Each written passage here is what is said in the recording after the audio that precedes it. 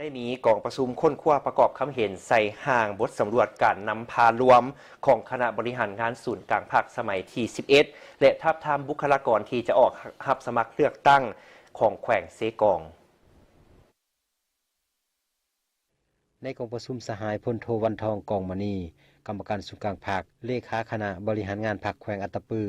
ได้ขึ้นผ่านห่างบทสำรวจการนำพารวมของคณะบริหารงานศูนย์กลางภาคสมัยที่11หลังจากนั้นประธานกองประชุม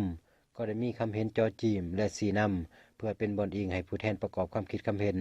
ต่อห่างบทสำรวจการนำพารวมดังกล่าว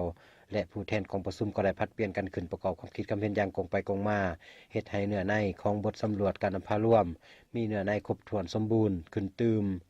จากนั้นสหายอรุณไส้สุนราชกรรมการศูนย์กลางภาคเลขาคณะบริหารงานภาคแขวงจำปาสักก็ได้ผ่านข้อตกลงของกรมการเมืองศูนย์กลางภาคเลขที่20ทับกมสพลงวันที่26กันยายน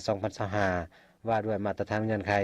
ของคณะบริหารงานศูนย์กลางภาคและพนักงานขันยุทธศาสตร์ของภาครัฐสมัยที่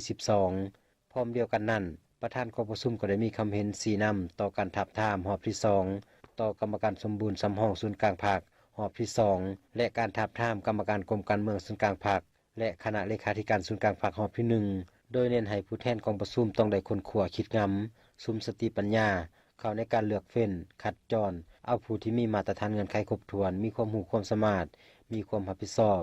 และประกอบส่วนอย่างต่างหน้าในภารกิจเปลี่ยนแปลงใหม่ของภาคเฮาในตอนท้ายกองประชุมสหายคำสุขอยวงศ์หัวหน้ากรมจัดตั้งพนักงานคณะกฎการศูนย์กลางภาคตั้งหน้าอนุกรรมการกฎระเบียบและบุคลากรกองประชุมใหญ่ครั้งที่12ของภาคก็ได้ขึ้นแนะนำระเบียบการและวิธีการขีดบัตรทาบทาม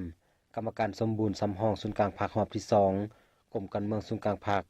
และคณะเลขาธิการศูนย์กลางภาครอบที่1จากนั้นผู้แทนกองประชุมก็ได้พร้อมกันใส่สิทธิ์ของตนปอนบัตรเลือกตั้งทาบทามบุคลากรที่จะออกรับสมัครเลือกตั้งเข้าในคณะบริหารงานศูนย์กลางภาคสมัยที่12รอบที่2สำเร็จตามคาดหมายที่วางไว้